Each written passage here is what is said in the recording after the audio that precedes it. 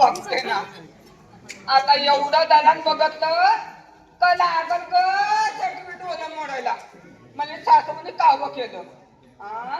आता कुणी सांगितलंय सासूने कमवयाचं आणि सोनाने ऐकलं खायचं आता बघते ना एवढं दलान एका रात्रीत कशी गलते ना कशी पंढरपूरला जाते तीच मी बघते ना शकू अगं शकू नाही नाही आता रागात बोलून नाही जमणार कशी लाडातच बोलवते माहिती म्हणजे सासूने कावं केलं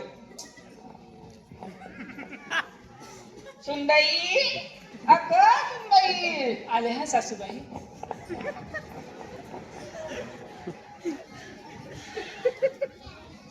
काय म्हणताय सासूबाई काय म्हणते त्याच्याकडे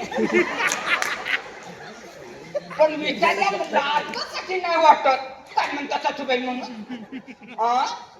अगं तुझं कपाल म्हणते कपाल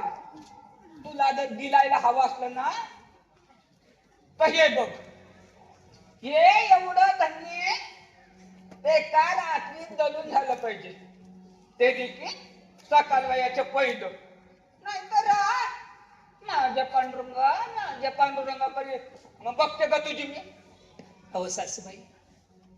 तुम्ही त्या पांडुरंगावर नाराज का काय ग कशी पांडुरंगाच्या नावाला आपला मोक्ष म्हणतो अगं ती आलशी रिकाम टेकल्याची काम स्वतःची पोटाची खलगी भरण्यासाठी ते भिकारी ना पांडुरंग करीत बसतात तशी तू काही ग लागलीस काय सासूबाई पांडुरंगाच्या नावाने आपल्याला मोक्ष मिळतो वय वय हो आपण काय नारायणाला हाक मारली आणि गजेंद्राला मोक्ष मिळाला मोक्ष मिळाला भर सभेत दुसऱ्याला नकळी साडी ओढत असताना कृष्णा वाटत कसा कृष्णा त्याची इज्जत भक्तपणाला आगीत लोटले असतात आगीत लोटला स्त्रीचे नाव घेत धाव जाऊन त्याला वाचवलं अगं ते होता सत्ययुग आणि आता ह्या कलियुग अहो सासूबाई सत्ययुग असो कलियुग असो वय वय पांडुरंग श्रीहरी भक्तासाठी केव्हाही धावत येत काय ग कशी भक्तीसाठी असंच असतं कशा आलशीच्या उलट्या बोंब्या बघतल्या काम तरी झाली तेव्हा सासवला लागली बरमण्याना शिकवायला अगं मी लोकांना बरमण्याना शिकवून म्हातारी झाली अगं काल्या केसाचं पांढरे केस झालं आणि मी मला काही लागलीस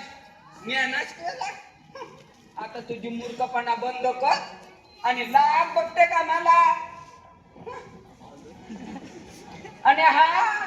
एवढं कामाने एकाच रात्रीत नाही झालं मग बघते का तुझी मी जल्लं तुझं नाव तर पांडुरंग